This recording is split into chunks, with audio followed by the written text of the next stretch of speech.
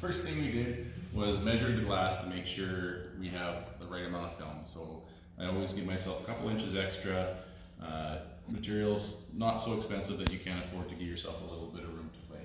So we're 2 inches wider at 59 inches, and we're 24 inches high, which is half the width of the film. The nice thing about this film is it comes 48 inches wide.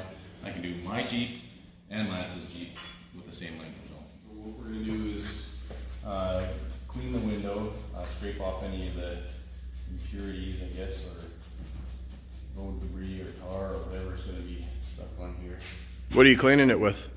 It's just a soap and water solution so that my blade, my razor that I'm working it with will glide across it, not scratch it. It's important not to clean glass with a dry blade. You can hear sometimes you can hear if there's stuff stuck to the glass. This is actually pretty clean. You want to be super careful around the edges so you're not scratching or cutting into Lance's paint. So we'll go around the edge afterwards with a smaller razor blade. Most of what we use on glass is a stainless steel blade because it's soft and doesn't tend to scratch the surface of the glass. So wherever possible we use stainless steel. Wet the area around where we're working just to make sure that no dust picks up when we peel the film, because it likes to create electrically charged particles that attract to everything and anything that you don't want it to stick to.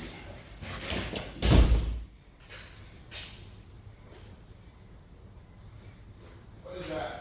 So you're just cleaning the glass off now? Yeah.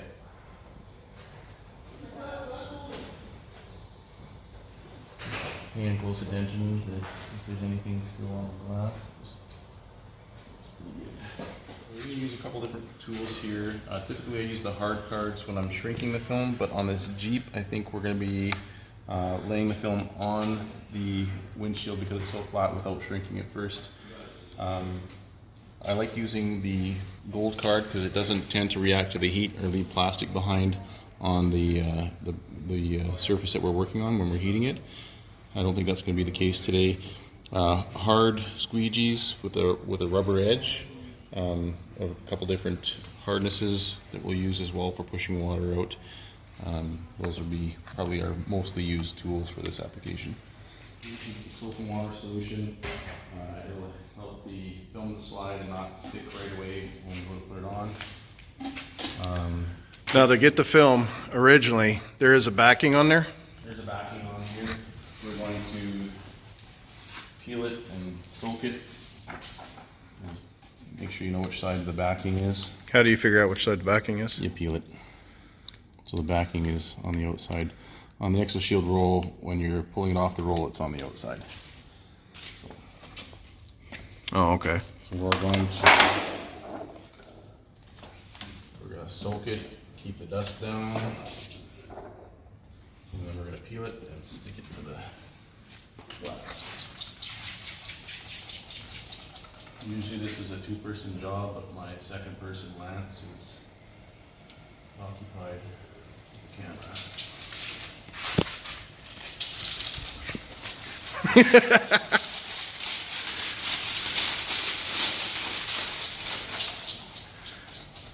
So again, we're doing that just so that no dust gets on it before it gets on the windshield. We're going to put it on the windshield right now. Do you want Matt? Oh, we're going to wing it. This is where I want to stand on the fender of the Jeep, but I can't because Lance is here.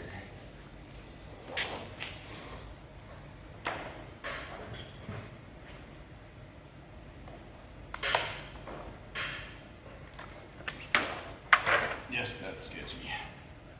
There's that there.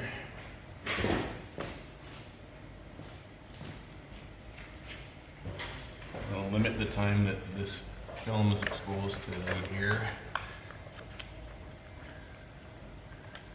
Now, is there anything about temperature or humidity that you have to worry about when you're installing this, or is it pretty straightforward? Room temperature is ideal. The hotter it is out, the quicker it's going to bond to the glass. Okay, so we're back. Now we got all of our tools. I need this to hold.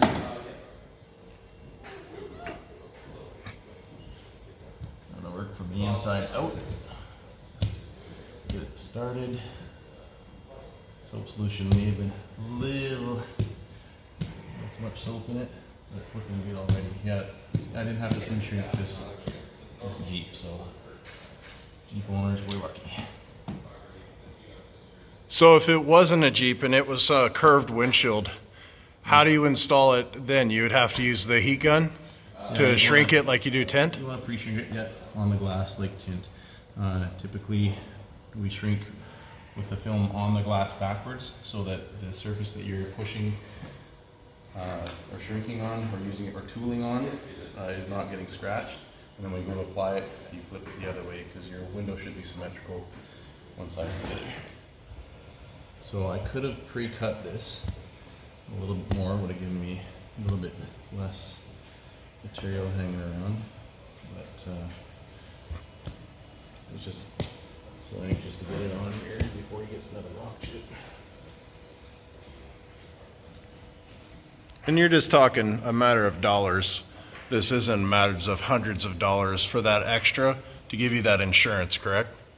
You mean for the excess film? Yeah, the excess film overlap. It's raised anyways. It just gives you some extra assurance. room to maneuver or move around if you need to. And yes, we are flexing on you, Jeep Nation. The Jeep box suspension kit, oh yeah. It's on that one though, not this one, no. So we're gonna just keep pushing water out and keep the film wet so that your tool moves or glides across it easily. Boy, I sure regret not doing this on my Jeep. This is probably the easiest one I've ever done. Saved you a lot of money on windshield replacements too. You know what they say though, the carpenter's house is the last to get finished. Yeah. I'm holding the film down with my one hand and just really carefully gonna cut the film.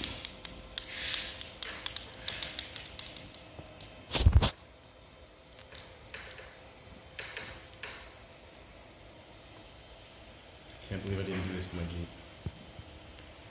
Regrets? Regrets. So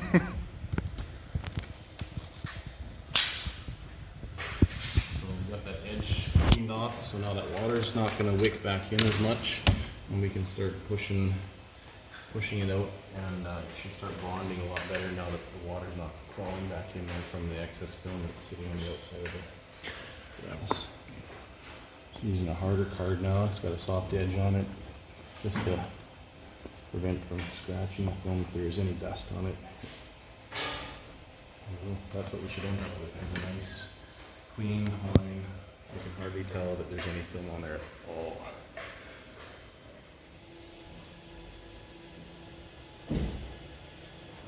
If you have a little bit of dust or an air pocket right here, you're just gonna gently lift the film. It's still pretty wet, so we can lift it easily and clean out if something's underneath there. So if it's an air pocket, it should be gone right now.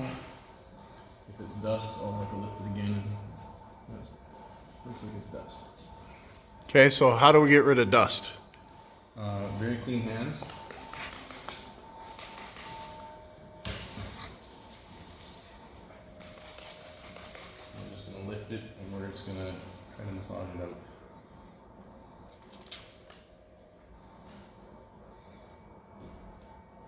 Oh yeah, dust.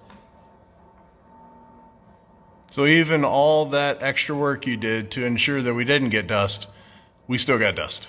Yeah, we just, anytime it's exposed to the outside air, there's dust everywhere, especially here in Alberta, Edmonton. And it's that easy to remove dust out of it? In most cases, like I said, Oh, cool. As long as your hand's clean, you can see it's gone now. I don't know if you could see it beforehand, but there was a couple streaks of dust down there. Gone now.